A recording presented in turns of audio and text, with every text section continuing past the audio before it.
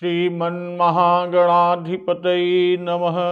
लक्ष्मीनारायणाभ्यां नमः।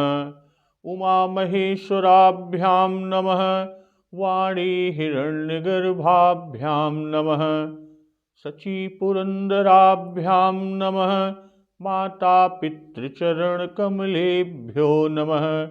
इष्टदेवताभ्यो नमः। कुलदेवताभ्यो नमः। ग्रामदेवताभ्यो नमः। स्थानदेवताभ्यो नमः। वास्तुदेवताभ्यो नमः। सर्वेभ्यो देवेभ्यो नमः। सर्वेभ्यो ब्राह्मणेभ्यो नमः। श्री गुरुचरणकमलेभ्यो नमः। ओम सिद्धि बुद्धि सहिताय श्रीमन्महागणाधिपतये नमः। प्रभु श्री राम जी के राज्याभिषेक के लिए मुनीश्वर ने जिसको जिस काम के लिए आज्ञा दिया, उन लोगों ने वह काम इतनी शीघ्रता से कर डाला मानो पहले से ही करके रखा था। विप्र साधु सुर पूजत राजा, करत राम हित मंगल काजा। और उधर राजा दशरथ जी ब्राह्मण साधु और देवताओं की पूजा कर रहे हैं और श्री रामचंद्र जी के लिए सब मंगल कार्य कर रहे हैं। और प्रभु श्री रामचंद्र जी के राज्याभिषेक की सुहावनी खबर सुनते ही अवध भर में बड़ी धूम से बधावे बजने लगे कि सुनत राम अभिषेक सुहावा, बाज गहा गह अवध बधावा। राम सिय तन सगुन जनाए, फर कहीं मंगल अंग सुहाए। और श्री रामचंद्र जी और माता सीता जी के शरीर में शुभ शकुन दिखने लगे और उनके सुंदर मंगल अंग यानी प्रभु श्री राम जी के और माता सीता जी के शुभ अंग फड़कने लगे। पुलकित प्रेम परस पर कहीं, भरत आगमन सूचक अहि। अपुलकित होकर दोनों प्रेम सहित यानी प्रभु श्री राम जी माता सीता जी से और माता सीता जी प्रभु राम जी से कहते हैं कि ये शकुन भरत के आने की सूचना देने वाले हैं कि भरत आगमन सूचक अहि। और आगे कहते हैं प्रभु श्री राम जी कि भय बहुत दिन अति अवसेरी, सगुन प्रतीति भेंट प्रिय केरी। भरत जी को मामा जी के घर गए बहुत दिन हो गए, बहुत ही अवसेरा आ रही है, बार बार उनसे मिलने की मन में विचार आते हैं। और शकुनों से प्रिय भरत के मिलने का विश्वास होता है। आगे बाबा गोस्वामी तुलसीदास जी लिख रहे हैं कि भरत सरिस प्रिय को जग माही, इहै सगुन फल दूसर नाही। राम ही बंधु सोच दिन राती, अंडनि कमठ हृदय जहि भांति। भरत जी के समान जगत में हमें कौन प्यारा है। तो शकुन का बस यही फल है और कोई दूसरा नहीं। प्रभु श्री रामचंद्र जी को अपने भाई भरत जी का दिन और रात ऐसा सोच रहता है, इस प्रकार उनके सोच में रहते हैं जिस तरह कछुए का हृदय अंडों में रहता है। तो एही अवसर मंगल परम, सुनि रहस्य उर निवास। शोभत लख विधु बढ़त जनु, बारिधि बीच बिलास। और इसी समय यह परम मंगल समाचार सुनकर सारा रनिवास हर्षित हो उठा। जैसे चंद्रमा को बढ़ते हुए देखकर समुद्र में लहरों का आनंद सुशोभित होता है। तो आज का प्रसंग इसी से आगे कि रनिवास में जो समाचार लेके जाते हैं कि प्रथम जाई जिन्ह बचन सुनाए, भूषण बसन भूरि तिन्ह पाए। कि सबसे पहले रनिवास में जाकर जिन्होंने ये वचन, यह समाचार सुनाए, उन्होंने बहुत से आभूषण और वस्त्र पाए। प्रेम पुलकित तन मन अनुरागी, मंगल कलश सजन सब लागी। और रानियों का शरीर प्रेम से पुलकित हो उठा और मन प्रेम में मग्न हो गया। इतना ही नहीं, मंगल कलश सजन सब लागी। और रानियों ने मंगल कलश सजाना शुरू कर दिया, यानी वे सब मंगल कलश सजाने लगी।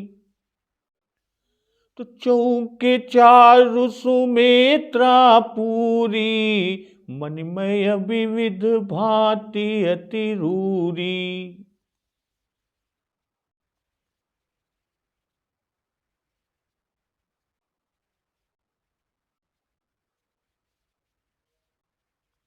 सुमित्रा जी ने मणियों यानी रत्नों के बहुत प्रकार के अत्यंत सुंदर और मनोहर चौक पूरे। यहां बाबा गोस्वामी तुलसीदास जी लिखते हैं, प्रथम जाई जिन्ह बचन सुनाए, भूषण बसन भूरि तिन्ह पाए। प्रथम अर्थात कि मंगल का समाचार सुनाने बहुत लोग गए। उनमें से जो लोग सबसे पहले पहुंचे उनका हाल कहते हैं। जिन सुनाए और तिन्ह, इन शब्दों से बता रहे हैं कि पहले सुनाने वाले भी बहुत थे और ये एक साथ ही पहुंचे और एक साथ ही सबने कहा। और इन्हीं का हाल बाबा गोस्वामी तुलसीदास जी यहां कह रहे हैं। सुनाया तो औरों ने भी, पर वो सब पीछे बाद में सुनाए, उनका हाल बाबा गोस्वामी तुलसीदास जी नहीं कहते। प्रथम सुनना यानी पहले सुनना और सुनने वाले का हाल कह चुके कि सुन रहस्य रनिवास, और अब सुनाने वाले का हाल कहते हैं कि भूषण बसन भूरि तिन्ह पाए। जिसने जब भी सुनाया तब उसे भी भूषण और वस्त्र मिले, पर जिन्होंने पहले सुनाया उन्हें तो बहुत भूषण और वस्त्र मिले। जिस तरह पूर्ण चंद्र को देखकर जब समुद्र बढ़ता है तब वह अपनी तरंगों द्वारा मुक्ता मणि आदि अनेक रत्नों को निकालकर बाहर तट पर डाल देता है कि सागर निज मर्यादा रही, डारही रतन तटनि नर लही। और यह राम राज्य के समय हुआ ही था। ऊपर रनिवास को समुद्र कहा है, पहले रनिवास को क्या कहे? समुद्र। और जो तट पर पहले पहुंचता है वो सबसे अधिक पाता ही है। तो इसी तरह रनिवास रूपी समुद्र प्रेमानंद में मग्न होकर सुनाने वाले को भूषण और वस्त्र लुटा रहा है। भूषण और वस्त्र कहकर बता रहे हैं कि रनवास रूपी समुद्र रत्नाकर समुद्र से अधिक देता है। रत्नाकर भूषण और वस्त्र नहीं देता, और यहां सभी रानियों ने दिया। सुनने और सुनाने वाले दोनों का उत्साह और प्रसन्नता भी इससे दिखा दिया। किसने सुनाया? से रामचंद्र जी के प्रिय करने वाले उनके मित्रों ने यह सूचना दी। अप्रेम पुलकित तन मन अनुरागी, मंगल कलश सजन सब लागी। सभी रानियों यानी माताओं के प्रेम के कारण शरीर से पुलकित होकर और मन में अनुराग को प्राप्त होकर मंगल पदार्थ और मंगल कलश सजाने लगी। मंगल यानी मंगल वस्तुएं, जिसका उल्लेख हो चुका है कि मंगल मुदित सुमित्रा साजे। और वो मंगल वस्तुएं हैं क्या? हरद दूब दधि पल्लव फूला, पान पूग फल मंगल मूला, अक्षत अंकुर लोचन लाजा, मंजुल मंजरी तुलसी बिराजा। ये मंगल वस्तुएं, और यह तो परम मंगल का अवसर है। यही अवसर मंगल परम। अवसर भी थोड़ा है, कल ही अभिषेक का मुहूर्त है, इसलिए अत्यंत शीघ्रता का काम है। सामग्री भी बहुत है और सभी को अत्यंत उत्साह है, इसलिए सभी मंगल और कलश सजाने में लग गई। और अनेक चौके, रानियां बहुत हैं, पर चौक पूरना सबसे अच्छा सुमित्रा जी को आता है। सुमित्रा जी मंगल रचना की आचार्या हैं कि मंगल मुदित सुमित्रा साजे। चौक पूरने में इनसे अधिक निपुण या सुमित्रा जी से अधिक कुशल कोई और नहीं है। इसी से इन्हीं का चौक पूरना बाबा गोस्वामी तुलसीदास जी कह रहे हैं। अचारु अब मणिमय विविध भांति, भाई चौके अबीर गुलाल आटा आदि की भी पूरी जाती है, किंतु यहां गुरु जी की आज्ञा है, गुरु वशिष्ठ जी की आज्ञा है कि रचहु मंजुमनि चौके चारू।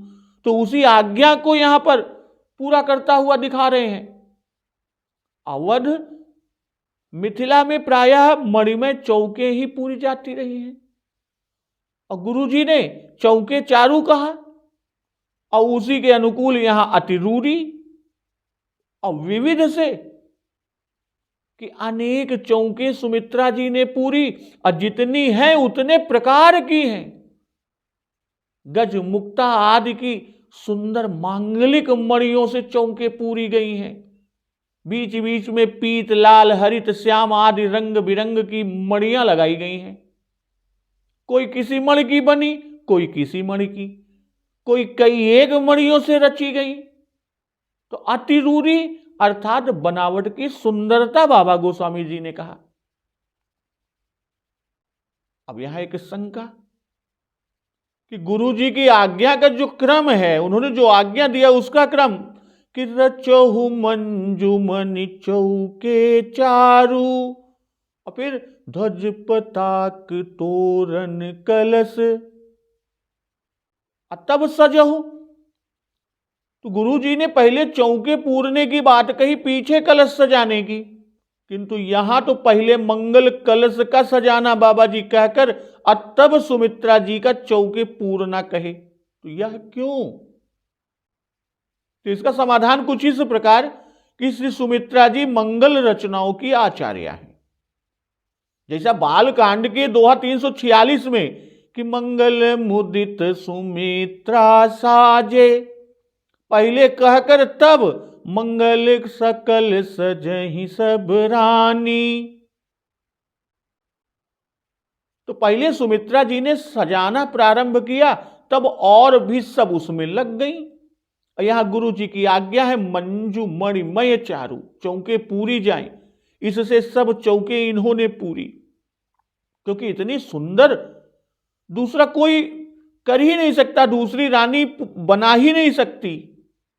और चौके बहुत है, इसलिए कलश भी बहुत है, तो उन पर जो रखे जाएंगे, जहां गणेश जी की पूजा होगी, कलश के आगे पास वही गणेश जी की पूजन होता है, तो कलश सजाने में देर लगेगी। इससे श्री सुमित्रा जी ने पहले मंगल कलशों का रचना प्रारंभ किया, और सबके साथ पहले कलश सजा लिए, फिर स्वयं चौके पूरने लगी। और चौक पूरने में सुमित्रा जी को अधिक समय नहीं लगता, क्योंकि ये उस कला में परम कुशल है। यदि पहले चौके पूरने लगती तो कलश की रचना के कार्य में विलंब हो जाता। यहां एक ये भी भक्तजन ध्यान रखेंगे, बाबा गोस्वामी तुलसीदास की रचना में, इनकी लेखन शैली में, कि ब्रज भाषा और अवधी भाषा में शरणा वा का प्रयोग उच्चारण में जिह्वा को कष्ट होने के कारण शुभ नहीं माना जाता। ब्रजभाषा और अवधी भाषा में इनके बदले सा, ना, सा, ब सर्वत्र लिखे जाते हैं। और यहां जैसे जो शरीफा का खटकोण जिसे हम कहते हैं, खटकोण की जगह है जहां तहां खा, खरगोश का ख रखा गया है, क्योंकि दोनों का उच्चारण एक सा होता है। तो यहां ये भी ध्यान देने योग्य बात है। अक्सर ये मिलेगा, जैसे लखन, तो आनंद मगन राम महतारी, दिए दान बहुवे प्रहकारी, पूजी ग्राम देवी सुर नागा, कहू बहोरी देन बलि भागा, जय विधि होई राम कल्याणु, जय विधि होई राम कल्याणु, देहु दया करि सो बरदानु, गावहि मंगल कोकिल बयनी, विधुवदनी मृग सावक नयनी। ग्राम देवी वह देवी देवता जो ग्राम के बसाने के समय उसकी रक्षा के लिए ग्राम के बाहर प्रायः पश्चिम की ओर स्थापित किए जाते हैं।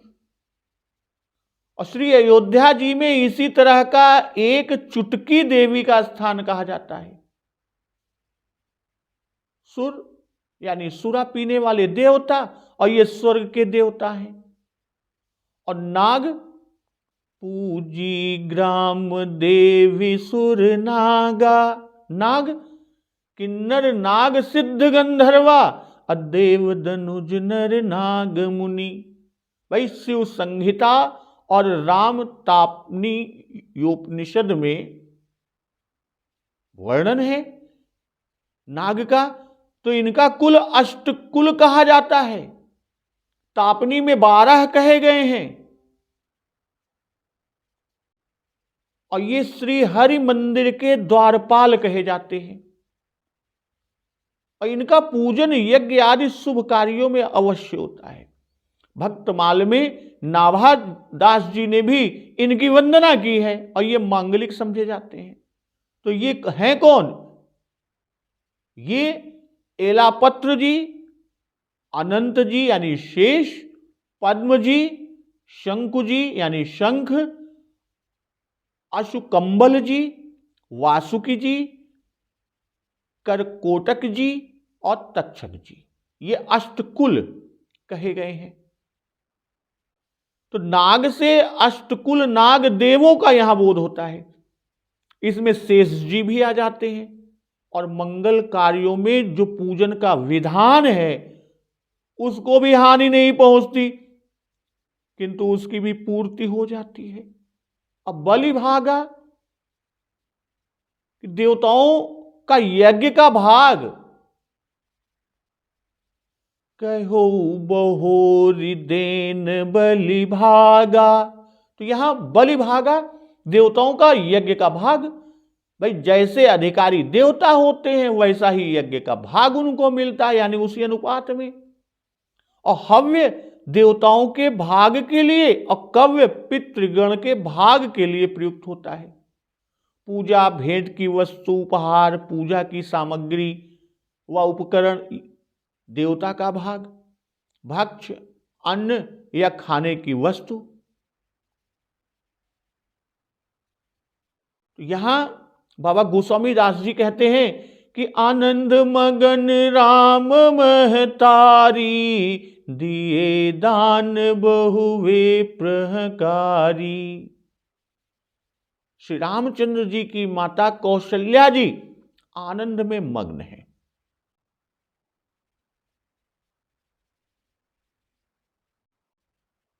और उन्होंने बहुत से ब्राह्मणों को बुलवाकर बहुत दान दिए। पूजी ग्राम देवी सुर नागा, कहू बहोरी देन बलि भागा।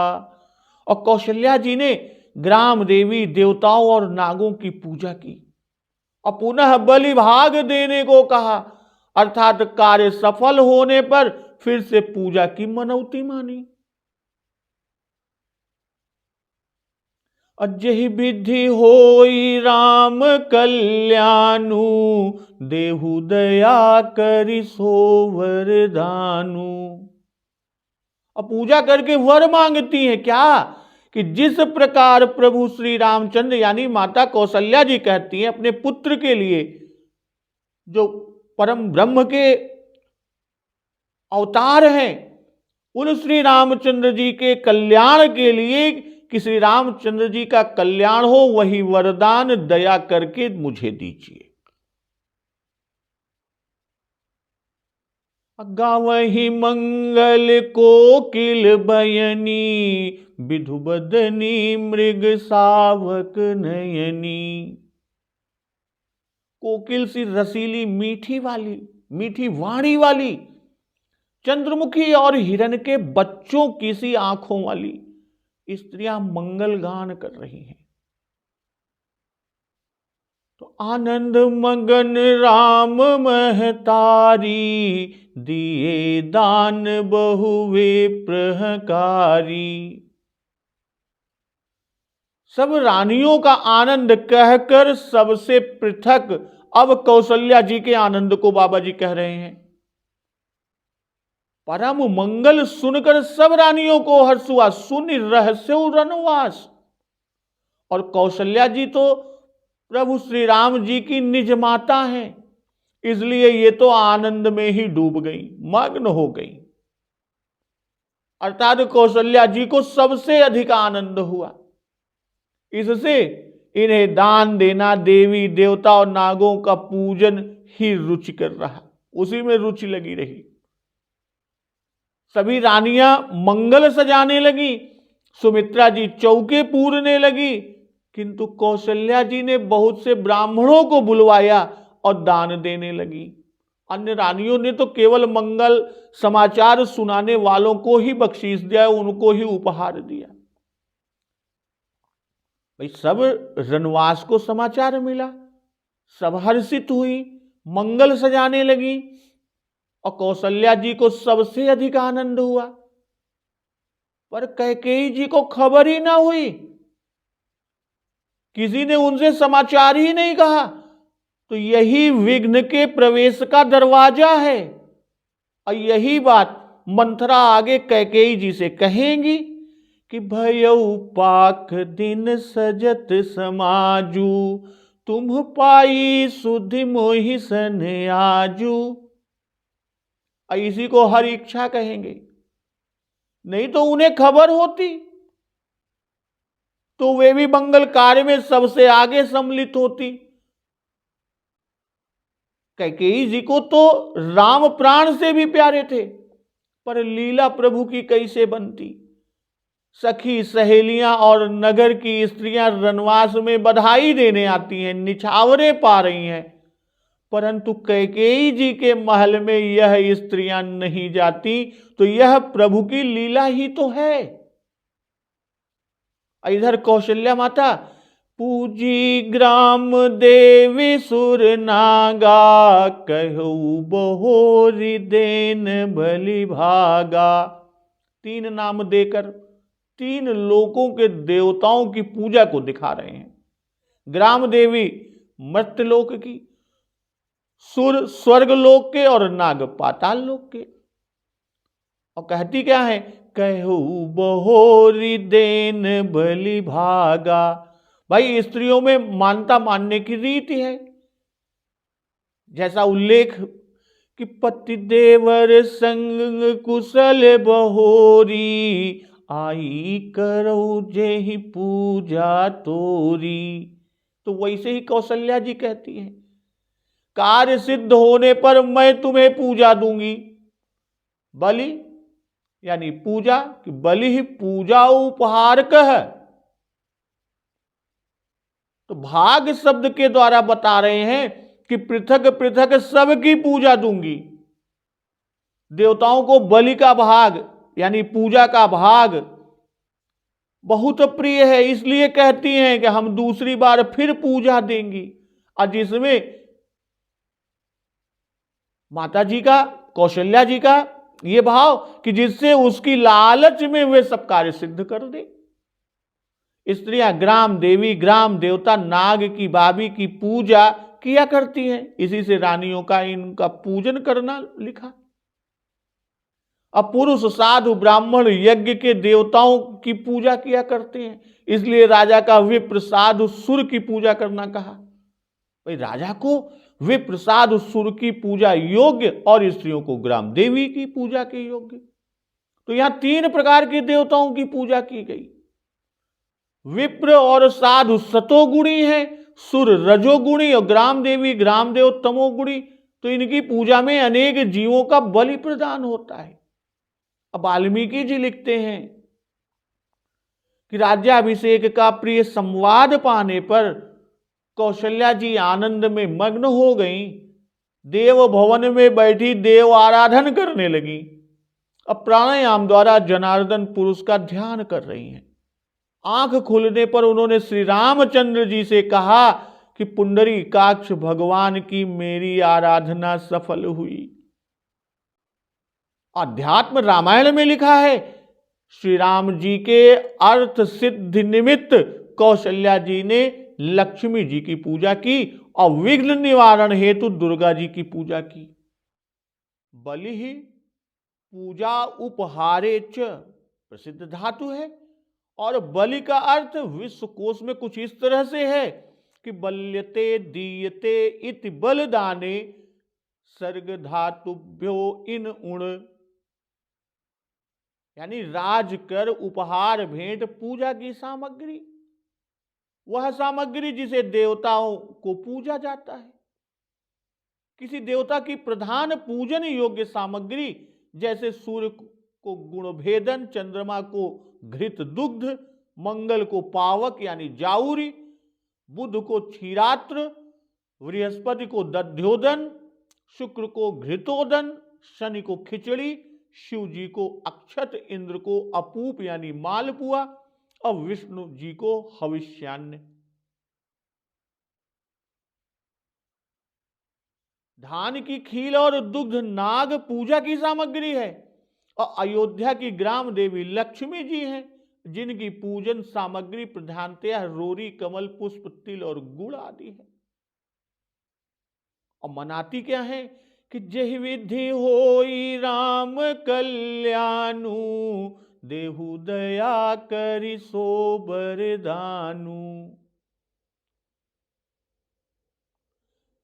जब प्रभु श्री राम जी ब्याह करके घर आए तब रानी ने वरदान मांगा था कि देव पितर पूजे विधिनी की, और मांगा क्या कि सब ही बंदी मांग ही बरदाना, भाइन सहित राम कल्याणा। भाई उस समय देवताओं ने आशीर्वाद भी दिया था कि अंतरहित सुर आशीष देही, मुदित मातु अंचल भरी लेही। और यहां विशेष उत्कंठा और दीनता पूर्वक वरदान मांगने पर भी कि जय विधि होई राम कल्याणु, देहु दया करि सो वरदानु। किंतु देवता वर नहीं दे रहे, क्योंकि यह कार्य यानी राज्याभिषेक का उत्सव उनके प्रतिकूल है। इससे वे सब प्रतिकूल हो रहे हैं कि सकल कहीं कब होई ही काली, विघ्न मनावहि देव कुचाली। अतिन्हि सोहाई ने अवध बधावा। तो यहां माता कौशल्या जी जो कहती हैं कि जहि विधि होई राम कल्याणु, राम कल्याणु, भाई कौशल्या माता राज्याभिषेक को ही कल्याण समझ रही है, इसी से वे ऐसा वर मांगती हैं कि राज्याभिषेक हो। वे नहीं कहती, यह भी हरि इच्छा से श्री राम जी का कल्याण हो। तो श्री राम जी का कल्याण तो पृथ्वी का भार उतारने से ही है। इसलिए देवता कैसे कहें कि इस समय श्री राम जी का राज्याभिषेक हो। इसी कारण राजा को वे प्रसाद सुर आशीर्वाद नहीं देते और न रानी को ग्राम देवी आशीर्वाद दे रही। तो बाबा गोस्वामी तुलसीदास जी ने रानियों का प्रसंग कि मंगल कलश सजन सब लागी, उसको छोड़कर कौशल्या जी और सुमित्रा जी के कृत्य का वर्णन करने लगे थे। पुनः वहीं से प्रसंग को लेकर चलते हैं कि मंगल सजाती हैं, मंगल गाती हैं कि गावही मंगल कोकिल बयनी, विधुबदनी मृग सावक नयनी। स्त्रियां जब देवी पूजन करने जाती हैं तब देवी के गीत गाती हैं, और यहां रानी ग्राम देवी की पूजा करती हैं। इसीलिए स्त्रियों का गाना लिखा कि गावही मंगल से गान की शोभा, और कोकिल बयनी से स्वर की शोभा, अब विधुबदनी मृग सावक नयनी से रूप की शोभा कह रहे हैं। देवी जी के मंदिर में सब मुंह खोले बैठ गान कर रही हैं। ऐसे से सर्वांग को छोड़ केवल मुख और नेत्र का वर्णन बाबा गोस्वामी तुलसीदास जी ने किया। तो राम राज्य अभिषेक सुनी, ही हर से नर नारी, लगे सुमंगल सजन सब, विधि अनुकूल विचारी। श्री रामचंद्र जी का राज्याभिषेक सुनकर, अभिषेक सुनी, ही हर से नर नारी की सभी स्त्री पुरुष यानी नगर भर के स्त्री पुरुष हृदय में हर्षित होते हैं। ये हर्षित हुए। अलगे सुमंगल सजन सब, विधि अनुकूल विचार, विधाता को अपने अनुकूल समझकर सबके सब सुंदर मंगल सजाने लगे। पहले रनवास में खबर पहुंची, इसी से पहले रनिवास का मंगल वर्णन बाबा जी ने किया। उसके पीछे नगर में समाचार पहुंचा, तब पूर्व नर और नारी मंगल सजाने लगे। राम राज्याभिषेक की तैयारी में किसी को कोई शकुन नहीं हो रहे, और न देवता ही पुष्पों की वृष्टि कर रहे, क्योंकि यह कार्य सिद्ध होने वाला ही नहीं है। राजा और रानियों का कृत्य कह चुके कि राजा का कृत्य कि विप्र साधु सुर पूजत राजा, करत राम हित मंगल काजा। ऐसे कहकर अवध भर में बधाओं का बजना लिखे बाबा जी। अभी श्री सीताराम जी को मंगल शकुन का होना, तत्पश्चात रनवास का मंगल सजना। प्रेम पुलकितन मन अनुरागी, मंगल कलश सजन सब लागी। यह रानियों का कृत्य लिखा। अब पूर्वासियों का कृत्य कहते हैं कि लगे सुमंगल सजन सब, विधि अनुकूल विचारी। सुनत राम अभिषेक सुहावा, बाज गह गह अवध बधावा।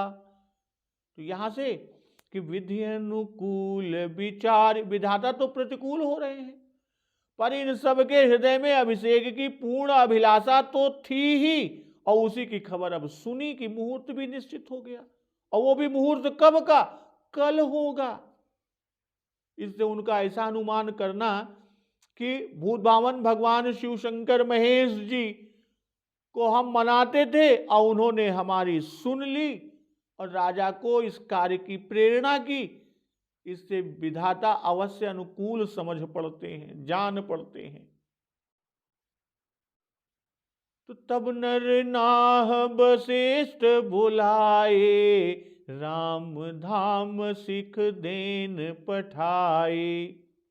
तब राजा ने वशिष्ठ जी को बुलवाया और श्री रामचंद्र जी के महल में शिक्षा देने के लिए भेजा। गुर आगमनु सुनत रघुनाथा, द्वार आई पद नायऊ माथा। गुरु जी का आना सुनकर ही श्री रघुनाथ जी ने दरवाजे पर आकर गुरु के चरणों में मस्तक नवाया और प्रणाम किया। सादर अर्घ देई घर आने, सोरह भांति पूजी सन माने। और आदर पूर्वक अर्घ देकर गुरु जी को घर में ले आए और 16 प्रकार से उनका पूजन कर उनका सत्कार किया। तो तब नर नाह वशिष्ठ बुलाए। तो तब नर ना अर्थात कब? जब विप्र साधु सुर पूजा रूपी मंगल कार्य राजा दशरथ जी कर चुके। नर नाह गुरु को बुलवाना और अपने काम के लिए भेजना तो अनुचित है, इसलिए यहां बाबा जी ने नरनाह लिखकर इस औचित्य का समाधान किया। गुरु वशिष्ठ जी इस कुल के इक्ष्वाकु महाराज के समय से ही गुरु, मंत्री और पुरोहित हैं।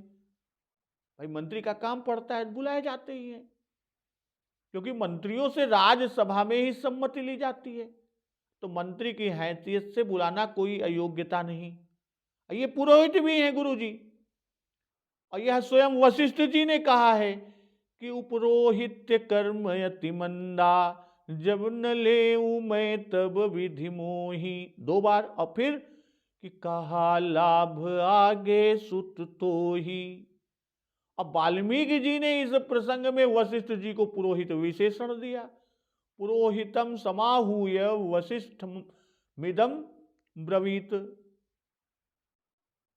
अर्थात राजा ने पुरोहित वशिष्ठ को बुलाकर उनसे कहा, और बाबा गोस्वामी तुलसीदास जी ने तो गुरु विशेषण देकर इनको बुलाया जाना लिखा। गुरु वशिष्ठ कह गयो हकारा, आए द्विजन सहित नृप द्वारा। यह राम जन्म के समय की बात है, और इस समय नांदी मुख श्रद्धादि संस्कार कराना है जो पुरोहित का काम है। इसी तरह नामकरण के समय भी राजा गुरु जी को बुला भेजना। बाबा जी ने लिखा कि नामकरण कर अवसर जानी, भूप बोली पठये मुनि ज्ञानी। तो यह भी पुरोहित का काम, और उसी पुरोहित के लिए यहां पर बुलवाया। तो वशिष्ठ जी उस कुल के सर्वे सर्वा हैं, और उन्हीं की आज्ञा से सब कार्य होते हैं। वक्ता सर्वेषु कृत्येषु वशिष्ठो भगवान नृपहि। वाल्मीकि रामायण में। और राम धाम सिख देन पठाए।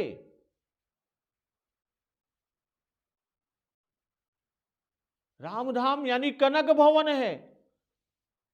वस्तुतः यह कैकेयी जी का महल था, जो कैकेयी माता ने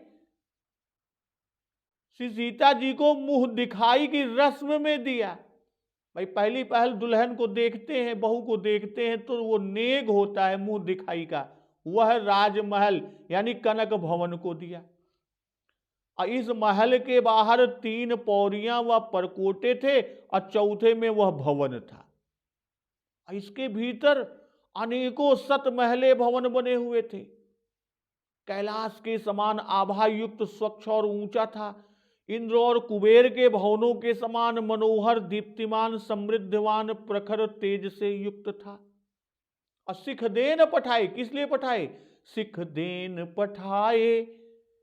गुरु वशिष्ठ जी को ही भेजा, क्योंकि ये बड़े विनयशील, तपोधन, वेदज्ञों में श्रेष्ठ, मंत्रवेत्ता और व्रतधारी हैं। और श्री राम जी से श्री जानकी सहित मंत्र पूर्वक उपवास का संकल्प कराना और संयम का उनको उपदेश देना तथा विधि बतलाना है, इसलिए भेजा। इसलिए वशिष्ठ जी को अब भेजने का आशय भी यही था कि कहीं श्री राम जी की ओर से कोई आपत्ति न खड़ी हो, क्योंकि चक्रवर्ती महाराज दशरथ जी जानते थे कि लोभन राम ही राज कर, बहुत भरत पर प्रीति। और अध्यात्म रामायण में श्री रामचंद्र जी ने पत्नी सहित स्नान कर हवि का पात्र लेकर घी की आहुति दे देकर हवन किया। अब बचे हुए हविष का भोजन किया और मनोरथ सिद्ध की प्रार्थना की। मौनी और पवित्र चित्त होकर यज्ञ मंडप में श्री जानकी जी के साथ सोए। अपहर रात रहे वो उठे, प्रातः संध्या करके मधुसूदन की स्तुति की और ब्राह्मणों से स्वस्ति वाचन कराया। दिए हुए इस नियम से अनुमान ये मिलता है, यही शिक्षा दी गई और यही संयम की विधि बताने के लिए गुरु वशिष्ठ जी भेजे गए थे। तो गुर आगमन सुनत रघुनाथा, द्वार आई पद नायऊ माथा। सुनत कि किसी द्वारपाल आदि ने पहले ही आकर सूचना दी कि श्री गुरु जी आ रहे हैं। रघुनाथा द्वार आई कि श्री राम जी अकेले ही अगवानी के लिए आए हैं, सीता जी रानी है, अतः वे द्वार पर न जा सकी, वे महल के भीतर ही प्रणाम कर लेंगी। और रघुनाथ का भाव, रघुनाथा भाई रघुकुल यानी सभी रघुवंशी धर्मात्मा हैं, और यहां पर ये प्रभु श्री रामचंद्र जी तो उन सबों के नाथ हैं।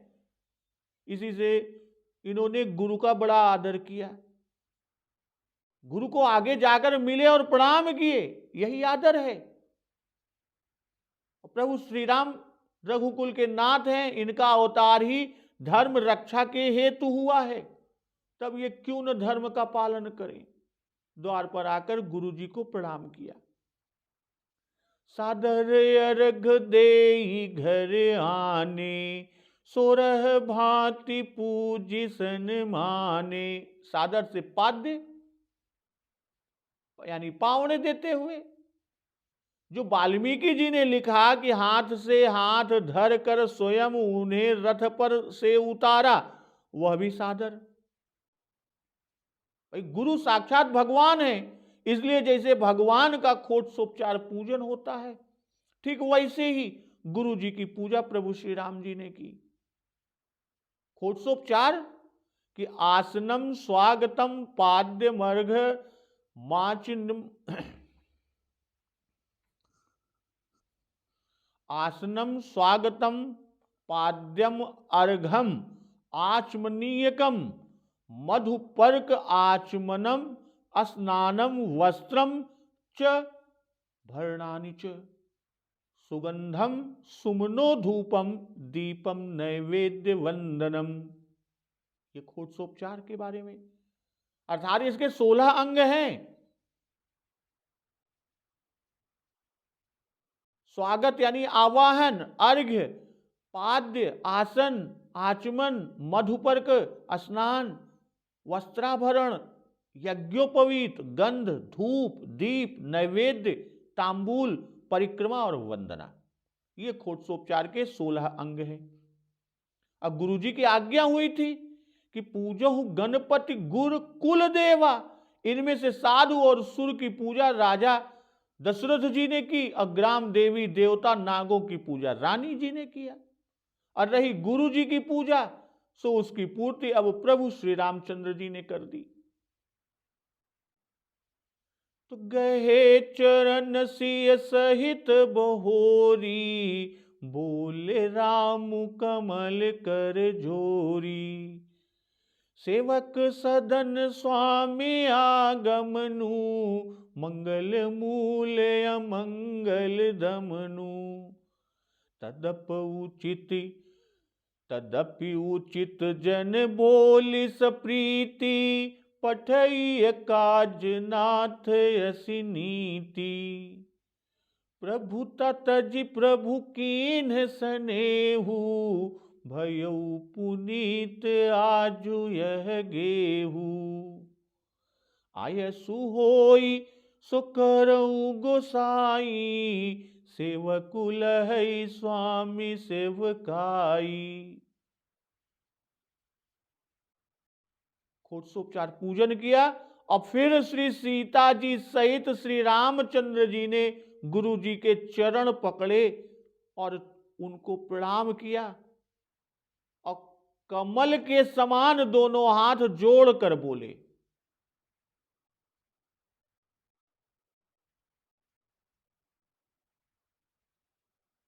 कि सेवक सदन स्वामी आगमनु, मंगल मूल अमंगल दमनु। यद्यपि सेवक के घर स्वामी का आना मंगलों का मूल और अमंगलों का नाश करने वाला है, तो भी हे नाथ, तदपि उचित जनु बोल सप्रीति, पठैय काज नाथ ऐसी नीति। फिर भी हे नाथ, उचित तो था कि प्रेम पूर्वक दास को कार्य के लिए बुला भेजते, और यही नीति भी है। तो प्रभु ततजि प्रभु कीन्ह सनेहु, भयउ पुनीत आजु यह गेहू। हे प्रभु, आपने अपनी प्रभुता को छोड़कर मेरे ऊपर प्रेम किया, प्रेम दिखलाया, और आज यह घर हमारा पवित्र हो गया। आयसु होई सो करऊ गोसाई, सेवकुल है स्वामी सेवकाई। हे गोसाई, जो आज्ञा हो मैं उसे करूं, और स्वामी की सेवा से ही सेवक की शोभा है, और यह सेवा इस सेवक को मिले। तो गहे चरण सिय सहित बहोरी, बोले राम कमल कर जोरी। बहोरी अर्थात खोटसोपचार के अंत में, बहोरी अर्थात दूसरी बार फिर, क्योंकि एक बार द्वार पर प्रभु श्री रामचंद्र जी गुरु जी को प्रणाम कर चुके कि द्वार आई पद नायऊ माथा, अब पूजा के अंत में प्रणाम किया, क्योंकि यह एक खोटसोपचार के पूजन का अंग है। कमल कर जोरी यानी विनय प्रार्थना पूर्वक। सेवक सदन स्वामी आगमनु, मंगल मूल अमंगल दमनु। भाई, स्वामी का आगमन मंगल का मूल है, अर्थात स्वामी के साथ ही पीछे पीछे समस्त मंगल भी सेवक के सदन में आ जाते हैं। कि सो सुख सुजस सुलभ मोहि स्वामी, सब विधि तव दर्शन अनुगामी। श्री जनक जी का वचन विश्वामित्र जी के लिए कि महात्मा के पीछे पीछे सब मंगल चलते हैं। पहले तो स्वामी का सेवक पर स्नेह हुआ, और जब उन्होंने स्नेह किया तब सेवक के घर आए, और जब घर आए तब घर मंगल का मूल हुआ। अब मंगल का मूल होने से अमंगल का नाश हुआ। तो तदपि उचित जनु बोल सप्रीति, पठैय काज नाथ ऐसी नीति। उचित का भाव कि अनुचित है कि कार्य के लिए आज्ञा देने को स्वामी सेवक के घर जाए। सेवक को बुलाकर आज्ञा देना उचित है। सेवक का मंगल तो दोनों प्रकार है, चाहे स्वामी उचित करे या अनुचित। भाई, सप्रेम बुला भेजने का भाव यह है कि शिष्य पर गुरु का अधिकार है कि डांट कर बुलावे, चाहे जैसे बुलावे, परंतु जब गुरु प्रीत से बुलाते हैं तब तो गुरु की प्रसन्नता और कृपा में कोई कसर समझी ही नहीं जा सकती। शिष्य के लिए इतना ही बहुत है, बोल पठाइए काज। के लिए सेवक के घर, स्वामी को सेवक के घर उसे आज्ञा देने के लिए नहीं जाना चाहिए, किंतु उसे बुलवाकर आज्ञा देनी चाहिए। नाथ ऐसी नीति, ऐसी नीति है। कहने का भाव कि मैं सेवक हूं, प्रभु श्री राम जी कहते हैं मैं सेवक हूं और आप स्वामी हैं, तो सेवक को स्वामी के घर जाना चाहिए। पर आपने मुझ पर स्नेह या उस स्नेह के कारण आपने नीति की मर्यादा त्याग दी, यह हमारे ऊपर बड़ी कृपा की है।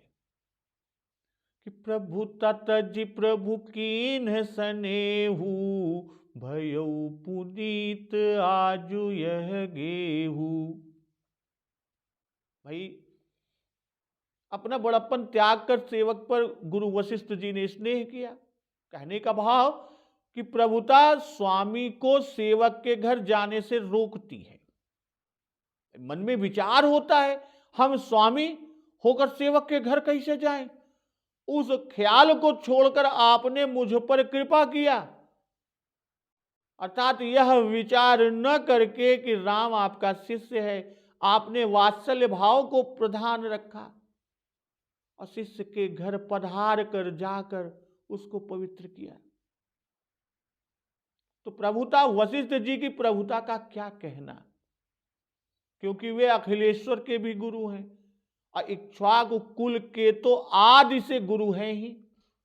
उनके संबंध में देवताओं के वचन, वशिष्ठ जी के संबंध में कि बड़ वशिष्ठ सम को जग माही, और श्री भरत जी ने भी कहा है कि सो गोसाई विधि गति जेहि छे की, सकई कोटारी टेक जो टेकी।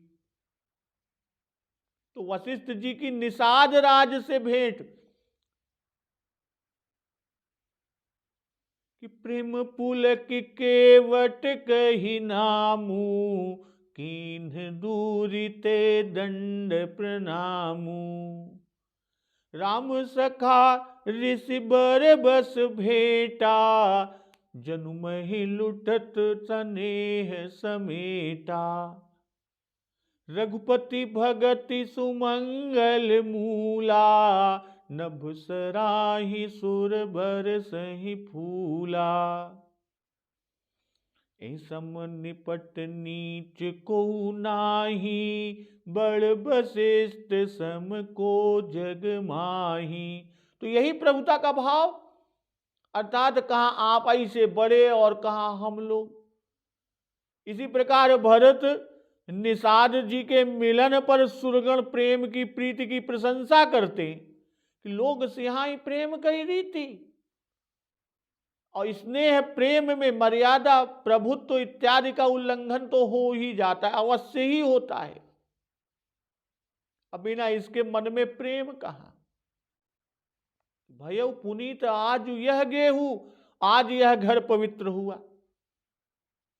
गुरु वशिष्ठ जी इसके पहले इस घर में नहीं आए थे, आज ही पहले पहलाए हैं। यह श्री राम जी का एकांत स्थान है, यह समझकर नहीं आते थे, किंतु आज राजा दशरथ जी के भेजने से आए और श्री राम जी जब महल में ले गए तभी गए। यह गेहूं आपने और घरों में जाकर पवित्र किया और आज यह घर भी पवित्र हो गया। और कहते हैं प्रभु श्री राम जी कि आयसु होई सो करऊ गोसाई, सेवकुल है स्वामी सेवकाई। श्री राम, भाई मैं सेवक हूं और आप स्वामी हैं, आपकी सेवा मुझे मिलनी चाहिए। तो आज्ञा के समान कोई दूसरी सेवा नहीं है, इसलिए कहा आयसु होई सो करऊं कि स्वामी आज्ञा, सेवक के लिए प्रसाद, इसी से सेवा मांगते हैं कि आज्ञा समन सुसाहिब सेवा, सो प्रसाद जन पावई देवा। भाई लहना शब्द के यहां दो अर्थ हैं, सेवक लहई स्वामी सेवकाई। तो लहना शब्द के दो अर्थ हैं, प्राप्त करना या पाना और शोभा पाना। तो यहां दोनों अर्थों में इसका प्रयोग हुआ कि आज्ञा दीजिए मैं तुरंत उसका पालन करूं, इसी बहाने आज सेवा मिले, और सेवा से ही सेवक की शोभा है। तो स्वामी की सेवा करने से सेवक शोभा को प्राप्त होता है, उससे यश और धर्म आदि फलों की प्राप्ति होती है। वास्तव में ये वचन बड़े गूढ़ हैं, इसके कई अर्थ हैं। आपका मेरे भवन में आना मंगलमूल और अमंगल नाशक है, फिर भी हे नाथ मेरे लिए यही उचित है, आप बुलाकर प्रीति पूर्वक जो कार्य है उसके लिए मुझे भेजिए, यद्यत्र भेजिए। वशिष्ठ जी का आगमन वन गमन का कारण है, जो पृथ्वी विप्र और देवता आदि सबके लिए मंगलप्रद है। और वह मंगल गुरु जी के आने से हुआ और राज्याभिषेक रूपी अमंगल का नाश हुआ। वह राजा के लिए अमंगल था, क्योंकि राज देने से राजा का धर्म जाता है। फिर भी यदि श्री राम जी राज शासन में लग जाते तो भूमि का भार न उतरता। तो यह अमंगल नाश हुआ। फिर काज को पठाइए, श्री रामचंद्र जी वन जाने को कहते हैं, जो कि महान कार्य है। और आयसु होय, भाई पृथ्वी पर भार है, भरत भी नहीं है, राज छोटा है, मैं वन जाकर रावण को मारकर सुग्रीव और विभीषण को राजा बनाकर तब अपने राज्य पर विराजूं, और यही आज्ञा दीजिए जिससे मैं सेवकाई को प्राप्त हूं। और कुल मिला के गूढ़ इसका आशय यह है कि आज जो यह भवन पवित्र हुआ, किंतु कल सवेरे ही बड़ा भयानक हो जाएगा, अर्थात वन यात्रा होगी। इस प्रकार श्री रामचंद्र जी ने गुरु जी को अपनी वन यात्रा को दर्शाया, को जनवाया, और यह ऐश्वर्य है। सुनि महेश साने बचन, मुनि रघुबर ही प्रसन्न, राम कसन तुम कहूँ, अस हंस बंस अवतंस। भाई प्रेम में सने हुए वचनों को सुनकर वशिष्ठ मुनि रघुकुल श्रेष्ठ प्रभु श्री रामचंद्र जी की बड़ाई करने लगे कि हे राम, तुम ऐसा क्यों न कहो, तुम तो सूर्य वंश के भूषण हो। तो राम जी के गुणशील और स्वभाव का वर्णन कर मुनिराज प्रेम से प्रफुल्लित होकर बोलते हैं। तो अब मुनिराज क्या बोलते हैं और आगे के प्रसंग में क्या भाव और क्या प्रसंग आता है, उस रस का श्रवण, अमृत रसपान हम लोग अगले दिवस की कथा में करेंगे। तो एक बार जोर से बोलिए, सियावर रामचंद्र की जय, पवन सुत हनुमान की जय, जगत जननी मां जगदम्बा की जय, गुरुदेव भगवान की जय, उमापति महादेव की जय। जय श्री राम।